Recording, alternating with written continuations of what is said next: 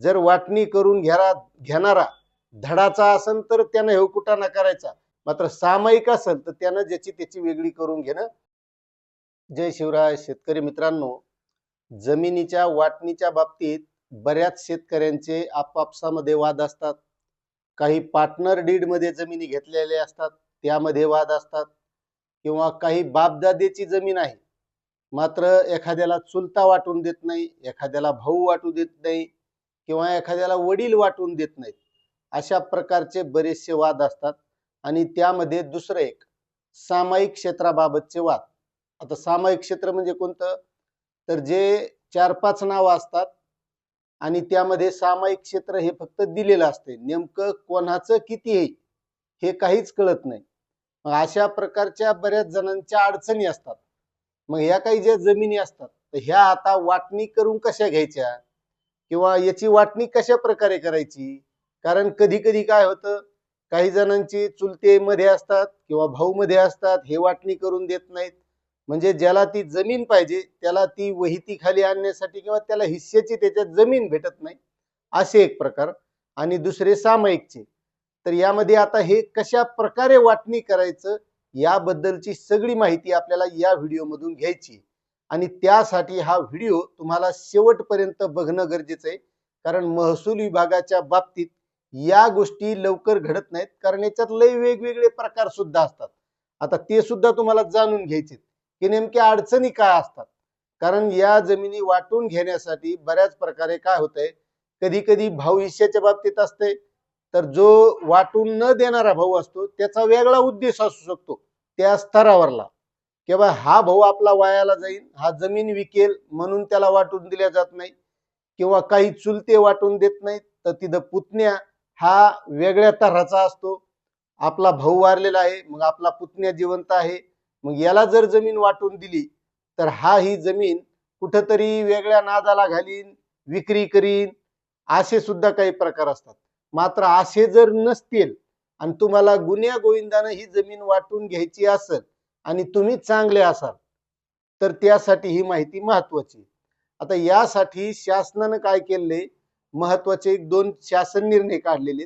त्यामध्ये पहिला जो शासन निर्णय आहे तर तो आपण सामायिक क्षेत्राबाबतचा याही अगोदर व्हिडिओ केला होता, मात्र बऱ्याच जणांनी त्या व्हिडिओच्या खाली कमेंट केले किंवा सामायिक जमीन वाटून घ्यायची, मग त्यामध्ये कोणाची तरी काय अडचण असेल किंवा यासाठी काय करावं लागेल, याची नेमकी प्रक्रिया कशी असणार आहे.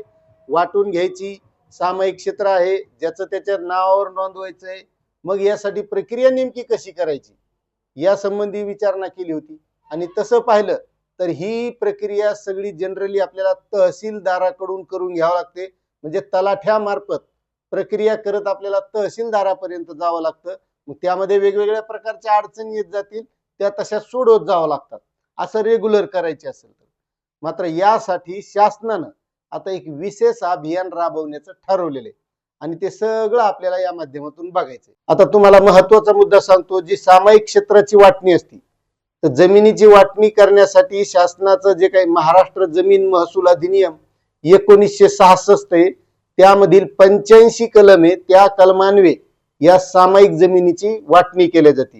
म्हणजे ती जमीन जी आहे ती पूर्ण सगळ्याच्या ग्रुपमध्ये असते, ती अशी कोणाच्या वैयक्तिक एकट्याच्या नावावर नसती. सगळे त्याला सहमालक असतात, सहधारक असतात, मात्र नेमकी कोणाची किती हे काही कळत नसते. आणि त्यासाठी आता शासनानं एक विशेष मोहीम राबवण्याचं ठरलेलं आहे. बरे, मोहीम राबवण्याचं कारण दुसरं काय आहे की आता जे काही ॲग्रीस्टॅकच्या माध्यमातून फार्मर डिजिटल आयडी काढण्यात चालू आहे, तर त्या फार्मर आयडीला फक्त त्या शेतकऱ्याची किती जमीन आहे हेच दाखवतंय, तिथं सामायिक क्षेत्राबाबत काहीच येत नाही. आणि त्याबाबत बऱ्याच साऱ्या अडचणी असतात.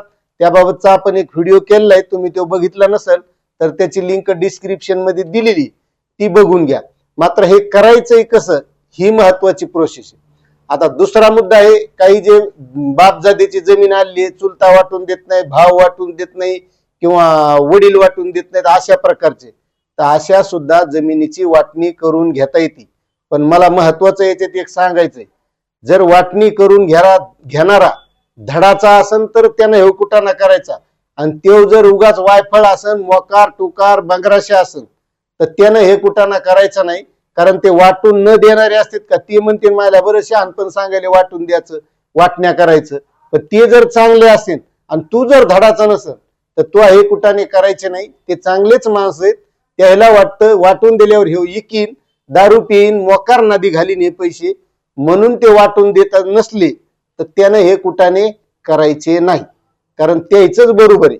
कारण मी सांगायलो पण ते त्याला पटणार नाही ना, किंवा हे सगळं कळून चुकायले. पण त्या शहाण्याने हे समजून घ्यायचे की या गोष्टी ज्या आहेत, जे आपल्या घरचे किंवा जवळचे आपल्याला वाटून देईनत का, त्याचं महत्वाचं कारण जर चांगलं असेल तर त्यानं ह्या कुटाण्यात पडायचं नाही. मात्र सामायिक असेल तर त्यानं ज्याची त्याची वेगळी करून घेणं गरजेचं आहे. आता हे घ्यायचंय कसं करून, आता हे करायचं तर आपल्याला रेग्युलर करायला आपल्याला तलाठ्यामार्फत तहसीलदाराकडे जावं लागतं, बरोबर आहे. पण आता तसं सुद्धा करण्याची गरज नाही. आणि या ज्या काही महसूल विभागाच्या संदर्भातल्या गोष्टी असतात ह्या सरासरी पटकन कधीच होत नाहीत. साधा एखाद्यानं अर्ज बी दिला तर तुमचा फेर अडकतो, तुमच्या रजिस्ट्री अडकत्यात, म्हणजे अशा 12 भानगडी या महसूल विभागाच्या संदर्भात असतात.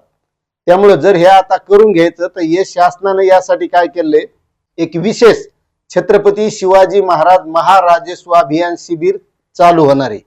आता हे कधी होणार आहे, काय होणार आहे, याच्यासाठी केव्हा काय करायचं हे सगळं आपल्याला तर बघायचंय. पण या शिबिरामध्ये महत्वाचं म्हणजे ज्या काही अशा अडचणीच्या जमिनी संदर्भात असेल, फेरफारच्या संदर्भात असेल, म्हणजे जमिनीच्या बाबतीत कोणत्या बी तुमच्या अडचणी असू द्या, मग ते नगरपंचायत स्तर असेल, म्हणजे शहरातल्या जमिनीचे बी बरेच जणांचे वांदे असतील. आता काही जणांनी प्रश्न विचारला होता, आमची 18 गुंठे जमीन आहे आणि मग तिच्यात 2 हिस्से करायचे, 3 हिस्से करायचे, ते बी करता येतील का? हो, ते बी करता येणार आहेत. आणि मग हे अभियानच त्याच्यासाठी की ज्या महसूल विभागाच्या संदर्भात जमिनीच्या अडचणी आहेत त्या अडचणी सोडवण्याचं कामच या शिबिराच्या माध्यमातून करता येणार आहे. छत्रपती शिवाजी महाराज यांची जयंती 19 फेब्रुवारी रोजी त्या दिवशीच या अभियानाची घोषणा झाली. आता हे अभियान नेमकं कधी सुरू होणार आहे, तर हे बघा, मंडळ स्तरावर याची पूर्वतयारी करण्यात येणार आहे 18 फेब्रुवारी ते 5 मार्च 2026. त्याच्यानंतर मार्च मध्ये तालुक्यातील मंडळ स्तरावर शिबिराचे आयोजन दिनांक 7 मार्च 2026 व शनिवार दिनांक 14 मार्च 2026 हे लक्षात आहे. त्याच्यानंतर एप्रिल महिन्यामध्ये तालुक्यातील मंडळ स्तरावर शिबिराचं आयोजन हे 10 एप्रिल 2026 व 17 एप्रिल 2026 रोजी या दिवशी हे करण्यात येणार आहे. त्याच्यानंतर मे महिन्यामध्ये नगर परिषद असेल, नगरपंचायत असेल, त्या स्तरावर शिबिर आयोजित करण्यात येणार आहे. ते 8 मे 2026 व 15 मे 2026.